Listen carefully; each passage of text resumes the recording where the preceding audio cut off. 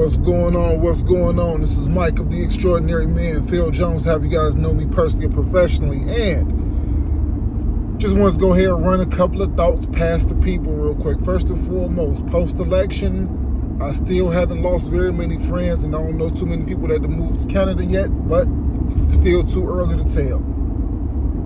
Despite all of that, just wanted to talk a little bit about post-election.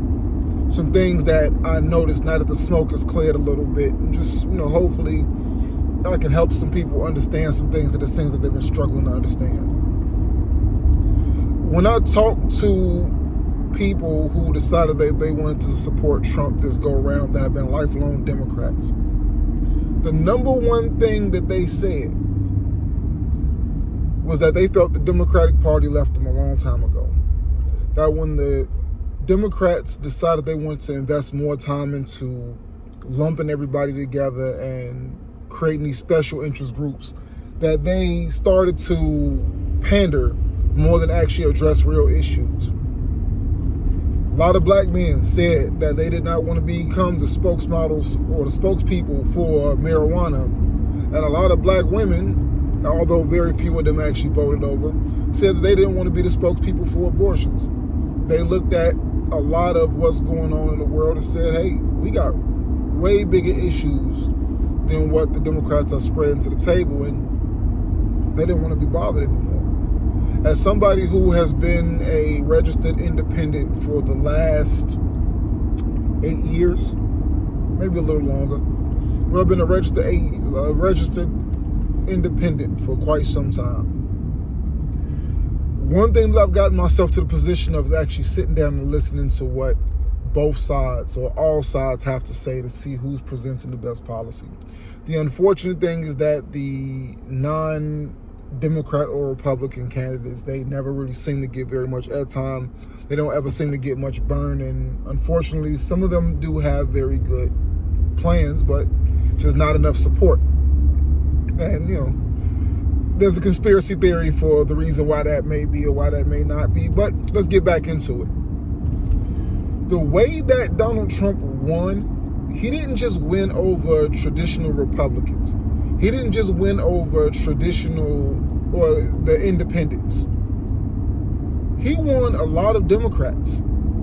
A lot of Democrats. For you to be able to have a stronghold like that, you won over a lot of Democrats who either A, didn't believe in Kamala Harris, B, didn't trust Kamala Harris, C, didn't feel like the Democratic Party was representing their interests, D, didn't like how the Democrats were handling certain issues such as the border crisis and various others, E, they just felt like Donald Trump's policies were better than what the last 4 years were for them, or E, all of the above, or whatever other reason that they have. But I've heard so many different variations of why people who would normally vote Democrat decided that they were going to abandon the Democratic Party. And truth be told, majority of it is that they feel that the Democrats have abandoned them.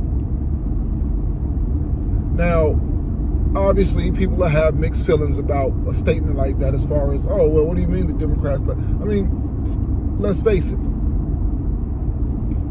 It seems like when the people are talking, we like to try to find every reason why they're wrong.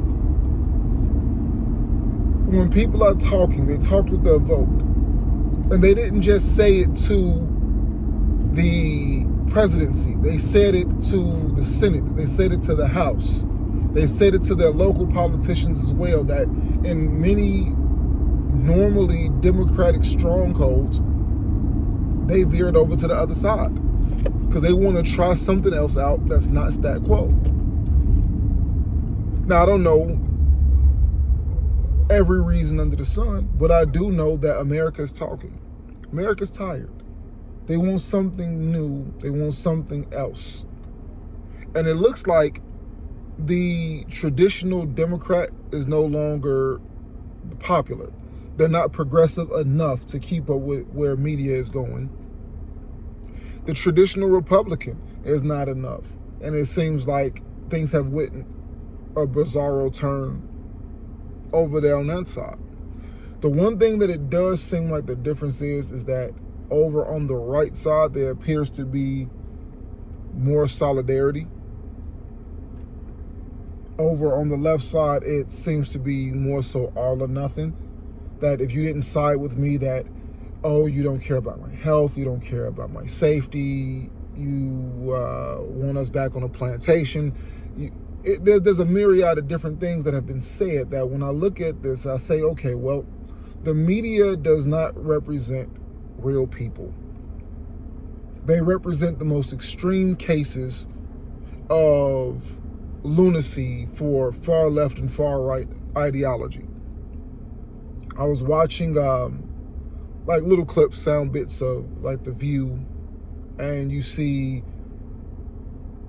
the host of The View making some inflammatory commentary, and Stephen A. Smith was actually on it. And he mentioned that a lot of the Hispanic population that voted, they voted for Trump because he seems to have a plan or take the borders serious. And in their instance, they did the right thing. They stood in line, got themselves where they needed to go, became naturalized citizens, and they did it the proper way. And they didn't appreciate that there were people that just wanted to come and jump the line. Now, again, I didn't have those conversations, but this was the example that he gave. But what seems to always be the narrative is that people want to feel like they made it. They want to feel like they're closer to whiteness. They want to feel like they're closer to some extreme case of, I don't know. It's like sometimes it gets to a place to where it's like these thoughts don't seem well thought out. They don't seem like they were cultivated in any level of consciousness when they made it, the comments. And sometimes I'm very disappointed in the things that I hear, because everything isn't always about misogyny. It's not always about race. It's not always about white supremacy. It's not always, sometimes it's just we listen to the things that we see, listen to the things that people say, and we watch the things that people do. And we may not like either option, but unfortunately there's one thing that is very clear. And that very clear thing is that the Democrats ran a horrible campaign. They did not position Kamala Harris properly. I feel that they could have done, they had a golden opportunity to usher her in and take the Obama approach of getting 4 more years to finish the work that needed to be done. She could have been grandfathered in if Biden had just stepped down.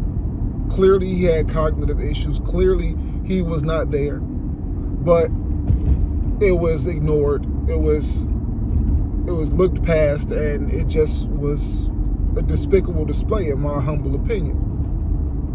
There should have been a transfer of power. He should have been able to step down. The VP should have taken over, and the campaign should have been ran while she was the active president, rather than running it the way that it ran. So there's a lot of conspiracy theories associated with that part too. All I can say is this. I won't say the better man won, but I will say that America spoke. And America spoke very loud. And when you look at the senator races, you look at the congressional races as a whole, when you look at the presidency, when you look at how loud America spoke, they spoke very loud. And I can understand why many institutional progressives are in uproar, because nobody saw the outcome to the magnitude of what it was coming. And now that America has spoken, the question is, where do we go from here? Anyway, that's my time. Like, subscribe, chime in. Let me know what you guys think about the video today. And yeah, join the conversation, because it's going to be an interesting next 4 years, I'll tell you that. Peace.